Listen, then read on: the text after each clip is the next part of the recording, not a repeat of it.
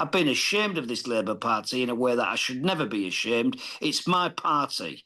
It's not some sort of fast food franchise that can be bought and sold by the likes of McSweeney for his own personal gain, self-promotion and profit. What a disgusting way we've got ourselves into. I've been ashamed. I'm proud of the Prime Minister today. Keir Starmer's Chief of Staff, Morgan McSweeney, has resigned. Let's get the view of Karl Turner, the MP for Kingston upon Hull East since 2010. Karl, welcome to the show. Good afternoon. Good afternoon to you. Karl, you spoke to my colleague Kate McCann earlier this week, and you were talking about the mood being fairly dire, you had to say. Now that Morgan McSweeney's gone, has the mood changed?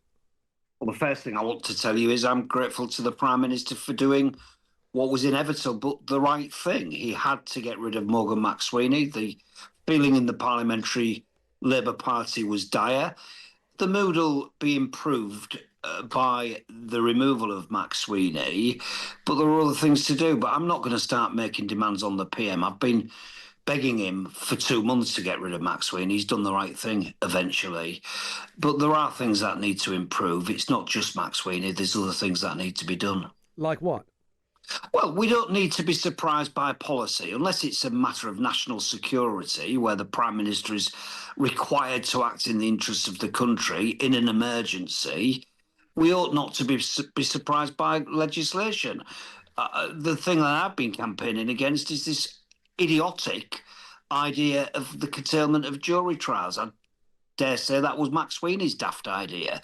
The reality is we've been surprised time and again. But look, we need a government as well of all the talents. There are great people on those backbenches, not just McSweeney's mates, lots of good quality MPs across the political divide in the Labour Party. I can tell you the names I'm thinking. Go on, but I don't let me stop you. Well, people like Dan Carden, excellent MP. You know, very, very competent, very capable. People like Paula Barker, who's one of what would be considered as the left-wing MPs. People like that should be brought into the fold now and should be batting for the Prime Minister. You know, previous Prime Ministers under the Labour Party weren't ashamed to have people from the left in their ministerial teams and in the cabinet. I can think of lots of Prime Ministers who would bring people in. So that's what I'll be saying to the Prime Minister, but I'm not going to make demands of the PM. He's done the right thing. We need to be behind him.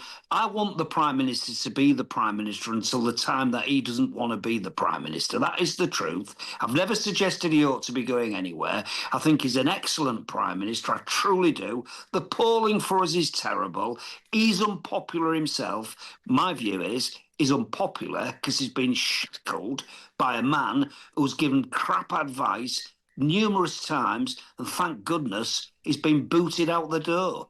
What is your advice to people like Angela Rayner, Wes Streeting, Andy Burnham, who in the past few weeks and months have been thought to have been making manoeuvres behind the scenes? What's your advice to them now? Because some of them perhaps are seeing this moment might be the right moment to strike. The Prime Minister is in a very weak position at the moment.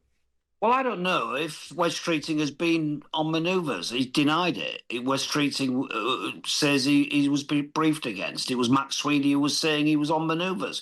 I don't know whether he was or not. But I can tell you now, Angie Rayner is a pal of mine. I was with Angie a couple of weeks ago for dinner at a pal of mine's house, and there was no discussion about what she was planning to do in terms of leadership challenge and all the rest of it. It was just a nonsense. This idea that she's got £1 million in the bank waiting to launch a leadership contest is another nonsense story. It isn't true.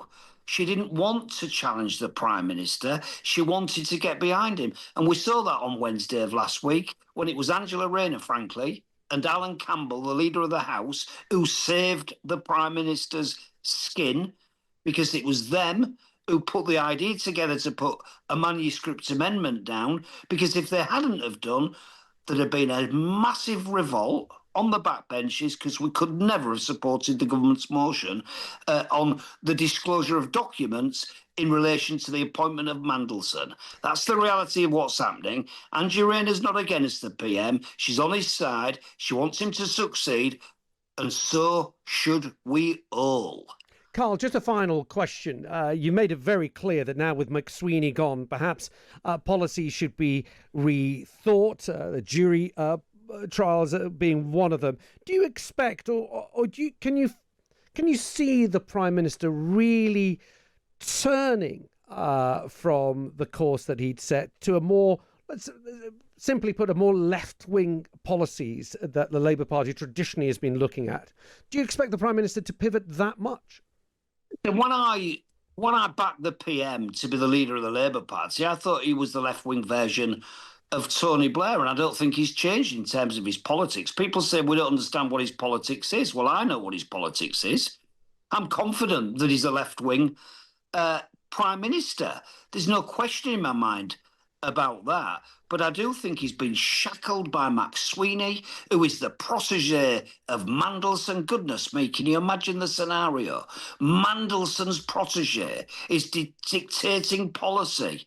What a state to get ourselves in. I've been ashamed of this Labour Party in a way that I should never be ashamed. It's my party. It's not some sort of fast food franchise that can be bought and sold by the likes of McSweeney for his own personal gain, self-promotion and profit. What a disgusting way we've got ourselves into.